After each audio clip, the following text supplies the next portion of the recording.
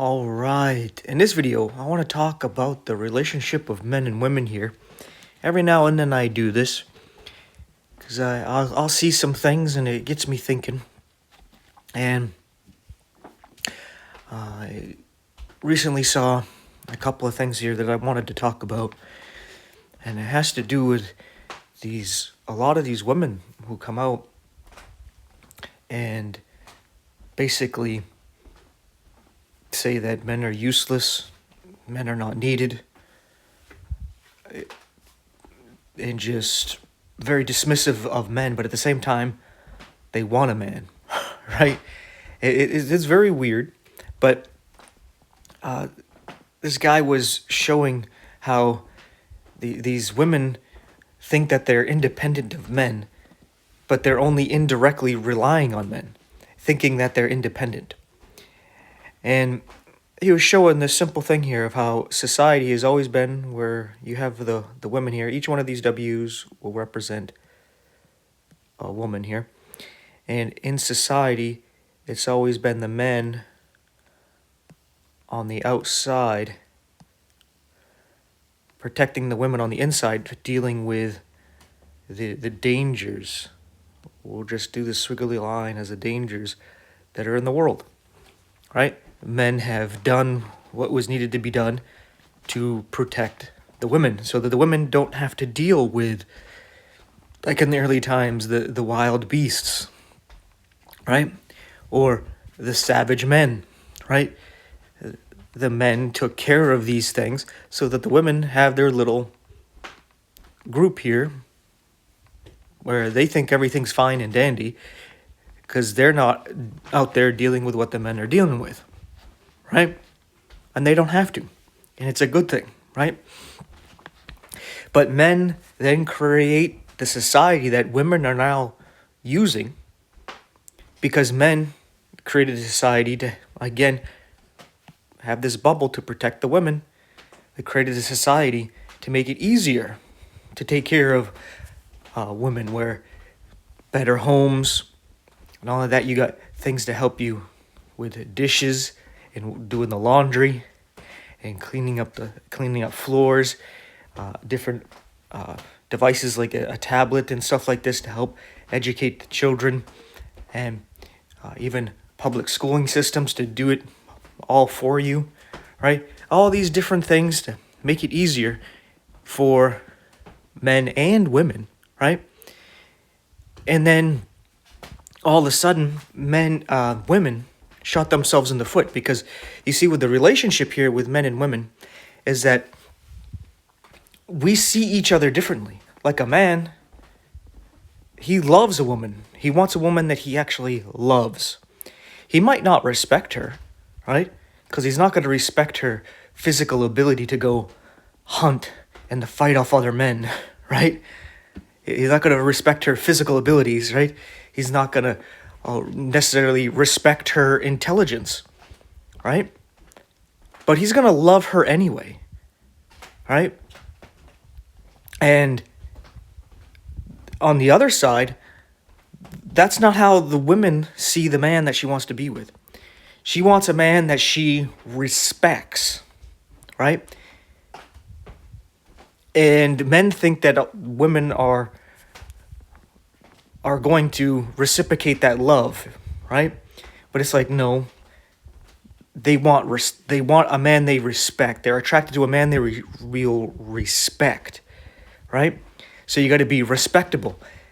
As the man, you got to be the more respected by society and other men you are, the more they respect you, right? If you're able to take care of everything, like the wild beasts, the other men, manage your career, your business, manage your money, right? And you don't get emotional when they provoke you and all this stuff, then they got respect for you. And that's the kind of man they want. But with them now pushing to be equal with men, they put them on themselves where they think they're on the same level as these men, right? And they don't respect men that are on the same level they are at, right? So now the women, they're not really attracted to most men in society because they see most men, like 80-90% of the men, as equal to them in like social status and ability to earn money and all this stuff. They have them on the same level as themselves, so they don't really respect them. And a lot of them they think are even below them. So now they're like, oh, I can't find a good man. But they're help creating this society where they would, oh, we're equal with men. Okay. Like men have really no problem with that because they don't mind being like, okay, the woman wants to be equal with me. Okay. Because then they can just be like, all right, we're equal. We can love and respect each other. But that's not how the woman is. She needs the man to be above her to be attracted to him. And now she doesn't have that attraction. And now she's not happy. But she wants to be equal. But while she's equal, she's not happy. Right? And she shot herself in the foot there. And then all the men that she finds actually attractive, well, now they have access to more women because all the women are attracted to them. And they just use them. Right? And then because those men that they're attracted to just use them, they start blaming men for being evil and all this, like, oh, they're just rotten. And it's like, well, you see that there's one guy and all the women are going after him. He has all those options. And you probably even know that he messes around. Yet you go do it anyway, thinking, oh, you're special. Your own ego gets in the way. And then you're going to complain about it after you get used. You just shot yourself in the foot again. You see, this is why with men, they don't have to respect women to be in a relationship with her because they don't have to respect their intelligence, their physical ability, or really much about them, right? Hopefully, with a woman, you at least respect her character. And that's what a lot of men are learning, that they need to find a woman with actually good character, that has some morality, and actually respects men and understands what men end up going through. Because this guy was making a good point where because of the way women are voting and doing all these things to be equal with men, and they're seeing that, oh, men are making more money, kind of like where one of the biggest ones you see this in is in sports where they have, like, I'm not a basketball fan, but I understand that people like the NBA, and then there's the WNBA, right? And the people in the WNBA, I don't know, what are they making, like 10,000, 20,000 a year? I don't know what they're making there, but like pretty good money for just playing a game, right? But they're upset because the men make more money. They're making millions, multi-million dollars per playing basketball. Like, it's not fair. We're doing the same work. And it's like, you don't understand, it's not about the work you're doing when it comes to this sport. It's about the money you generate, right? Where people want to go see this, and they put a lot of money into it. That means there's a lot of money to share. People pay to see these star athletes in the NBA, so they give them a good chunk of the money, right? The people, even the women, don't want to go see this. They don't want to put the money into it. But then they want to be equal, right? But then if they were equal, they wouldn't respect the men, right? Let's say they both got equal pay. They would think they're just as good, even though obviously the men's team would dominate the women's team without any issue, right? It wouldn't even be fair. It wouldn't even be something worth watching. Like watching Mike Tyson take on some female fighter, even if she's trained. No, right? Why would you want to watch the woman get destroyed like that? I don't think only some sickos would want to see something like that. Or some of these people who are annoyed with how women think they're equal want to see it, to be like, okay, now you're going to be put in your place. You're going to understand now? But he was saying because of all this stuff that basically the men, they become mules, right? With the women aren't really attracted to them, right? So they're just kind of like accessories to their life. They're mules to carry their burdens, whether it's emotional burdens, financial burdens, their purse, right? They carry the burden of doing all the hard work and putting all the taxes into society and dealing with dangerous jobs and what have you. So they're just carrying everything here. And then my pen here doesn't want to work. And he has the women over here, you know, we'll just put enjoy. They're enjoying life compared to what the men gets to go through, right? They're having more of a peaceful thing. And go and enjoying their coffee and all this stuff and their leisure time with their fellow ladies there and what have you.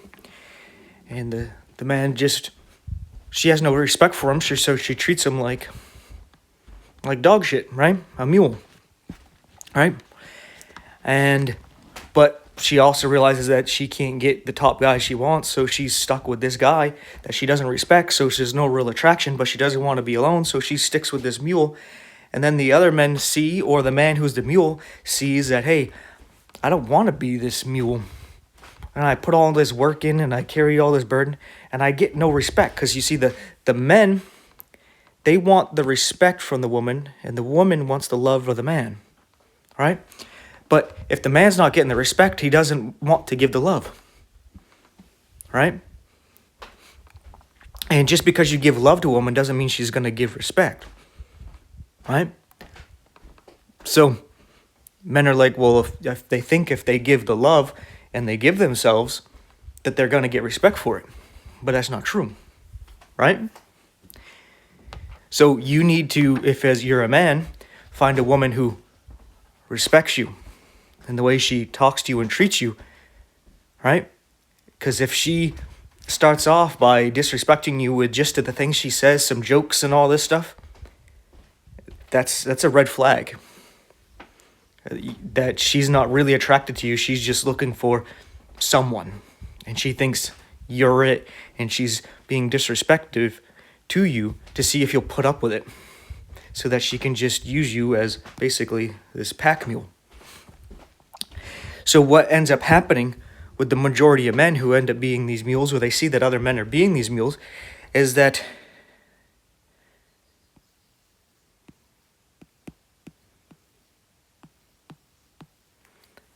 I put them as children here, is that they'd be like, well, I don't want to be the pack mule, right? I'm not some woman's accessories, her Ken doll kind of thing, right? I don't want to be that. I want actual respect, and if I don't get it, well, I'm just going to go do my own thing. And I put here child as that's what he was depicting it as, like a Peter Pan, someone who doesn't want to grow up because it's like, why? I don't want to grow up to be some lady's pack mule, her accessory. I'm going to be just on my own and play games, right?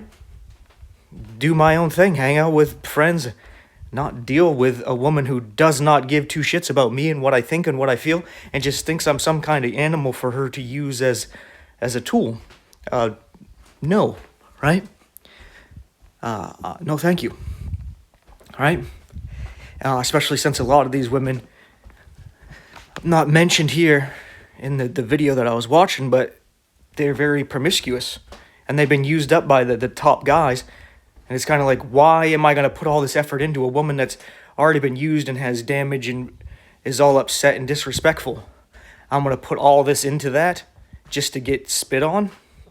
I'll get a little bit of treats here and there, right? I get some of the used goods now and then.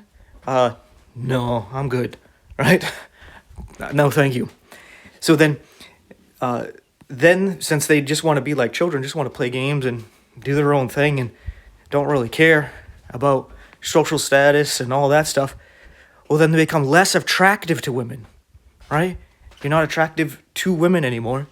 And not only you're not attractive to them, they don't respect you, right? They don't respect children, right?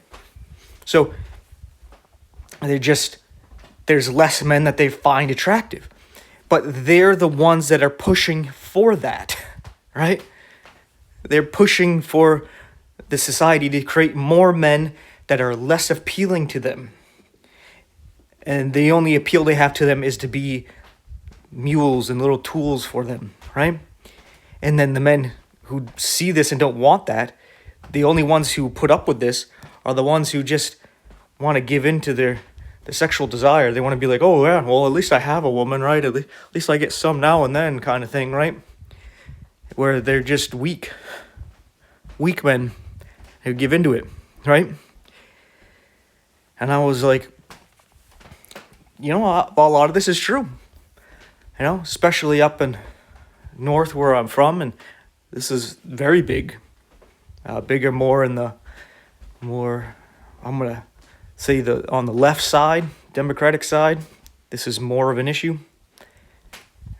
but it does bleed over to the other side. But it's definitely a big problem that has been growing, and all in all, this is a depiction of mankind here in their relationship to God. I'm a preacher here, so of course I want to make this about Christianity, about God here. So when we see this here, God, he looks at us as all of us, mankind, as women, where he loves us in spite of us being weak. Compared to him, we are weak. We're basically powerless, and we're very stupid, but we think we know everything, and we think we can manipulate God, right? Just like these women think they can manipulate all the men and all this stuff, and then they get used and get all upset, right? Because their egos are huge, but they talk about how it's the men's egos, right? They never look in the mirror and all this, but God loves us anyway, right? And even being promiscuous and all this stuff, being a fool and thinking we're still have this great appeal to us, even though we just have nothing really respectable about us, right? But that's the thing. Like with men, you could still end up loving a woman anyway. Just like with God, he can still love us anyway, right? But just like with a lot of women, we don't respect God, right? We don't give him respect. He just freely gives us his love. We think that, this makes him weak, right? Where at the Last Supper, what was done there is part of what is called the Galilean wedding ceremony, where at that time, if a man wanted to marry a woman, what he would do was, excuse me a second here, him and his father would go sit with the woman and her father, and they would work things out. And what the man would do, who wanted to marry the woman, was he would take a glass of wine, and you take a sip, and you'd offer it to the woman. And basically what he's saying there is it represents his blood there. It's not literally his blood, it represents his blood. He's saying, I'm giving you my life. And if the woman then takes the cup and drinks it, she is saying, I accept your life and I give you mine. And she takes a drink of it. And then the father and the man would go and they would start preparing a place for them to raise their family. And that may take a year or so. It may take some time. And then he would come get her later on. But the whole point there was about the man would give his life for the sake of the woman. But what you notice at the Last Supper, it was Jesus and a bunch of men. He was basically asking a bunch of men to marry him. Right? It's like a gay marriage there, right? But Paul explains that Jesus is the head of every man. Right? We'll put a head there. And the man is the head of every woman. So when Jesus does this with us, we need to understand that how he's looking at us and he is our head is the same way we look at the women, and we're supposed to be their head, which means they're supposed to look at us as Jesus, which means we should be willing to lay down our lives for our woman, our wife, just like Jesus did. But she should also be willing to reciprocate the love and to give, ultimately, respect, right? Where at the time, Jesus wasn't even doing his carpentry. He was basically a jobless homeless guy, right? So it's like, you're going to join to this guy who just wanders around. Yeah, he's helping out people, but he doesn't have a career, a business, a social status. And, you know, the people who have social status don't like him, right? He's kind of shunned by that. He doesn't have a place to stay. He doesn't have a home. He doesn't have fancy clothes. He can't go, he's not all taking you out to fancy restaurants and going out all exploring all over. No, he's just staying in Jerusalem, in Galilee and Israel there, right? Not traveling all around, doing all these adventures there like that, right? And, but he's like, I'll give you my life. And with a lot of men, we're like, no, right? A lot of guys were like, no, we don't have an attraction to Jesus as our God, because, like, what? He's weak. He doesn't fight back. Like, I see some of these people that are what is that guy's name? There's some Tate guy. He used to be like a UFC fighter, I think. Or he's talking about how Christianity, like, turn the other cheek kind of thing. Like, it's weak, right? He thinks in his weak, but he's thinking of it from the flesh as an animal, right? And he doesn't respect, like, Jesus and how he didn't fight back. But he respects Islam, because if you mess with them, even say things to them, they will fight back. And it's like, you respect a bunch of animals that can't handle being disrespected, right? That's one of the things that women find unattractive, is when if someone insults you and you get all emotional about it, they don't find that attractive, right? You don't have control of your emotions. They're not attracted to something like that.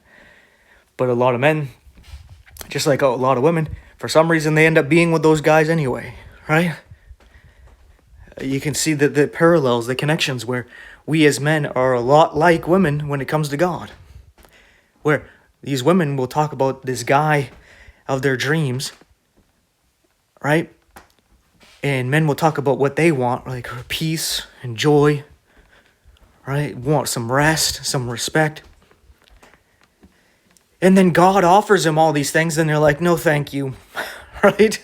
And the women do the same thing. They got this guy right next to him who would love them and lay down his life for them. And they'd be like, no, he's just a friend, right? It's like men and women are so much alike, but they don't even see it. So, yeah. I just wanted to make a quick video about it. I guess it's not all that quick, but to show this silliness of society and what's going on, and how, as a man, I would say just focus on your relationship with God, with Jesus Christ. Accept his wedding proposal to you. You see all these women, and you know how they ought to be, and how they should treat their man, how they should treat you if you were their man. But you know you may not get that, right? So why don't you be to God? It's kind of weird to say, but be the woman to God that you want your wife to be to you. Right? And just focus on that. Right? He gave his life to you. I'll be like, you know what? I want to give you mine. And I want to give you the respect you deserve. Right? But you know your natural sinful nature wants to go against that, so you know you could ask him for help to deal with that. Just like you would expect with a woman, where she may want to respect you, but she may struggle with that. But you would want her to be open about it, being like she's gonna fight about it, but she knows, like, she has the battle with her soul, knows you're a good man, that she should give you respect, but her flesh is like, no, right? She wants the big alpha animal in a man, and she needs to conquer her own sinful nature, right? So you be that to God. All right, make Jesus your head, and don't worry about, having a wife, right? As Paul says, like, if you're not married, don't seek to get married. But if you are, it's not as if you're sinning or anything, nothing wrong with that. And as a woman, and you're looking for a good man, you don't think that good man is there, well, Jesus is there. Be the wife to Jesus that you would be to some man, right? You want your dream man? Make it Jesus and dedicate your life to him. No, don't worry about getting a man, right? And who knows, maybe you doing that is something that's going to prepare you for your opposite who's doing the same thing, right? God's just preparing you to be the proper husband, the proper wife to who he wants you to be with. But at the same time, maybe he just wanted you to himself. So that's maybe why he hasn't given you anyone. And maybe you're being like ancient Israel, where they wanted a king, but God's like, but I'm their king, I'm their head. Why do they need a king? They want to be like everybody else. We want a king. And eventually he just gives into him. And he's like, they're not rejecting you, Samuel, my prophet here. They're rejecting me, right? And it's pretty much what a lot of people do, right? We reject God. We would rather have a spouse. So with all that being said, thank you so much for watching. I appreciate it. I hope you learned something here, something to think about. And let me know what you got to say about it, your experiences and all that. If you like this content, you like the stuff I put out, please take a moment to pray to our Heavenly Father that he keeps us all going, keeps this ministry going. And if you want to help, please like, subscribe to the bell icon, share the video, share the channel, interact in the comments section. I'm not monetized, so please, if you're a cheerful giver, as in you want to and you're able to, please check out the info box. There's 4 ways you can financially support us if you so choose. So with all that being said, thanks for watching, take care, and I'll see you in the next one.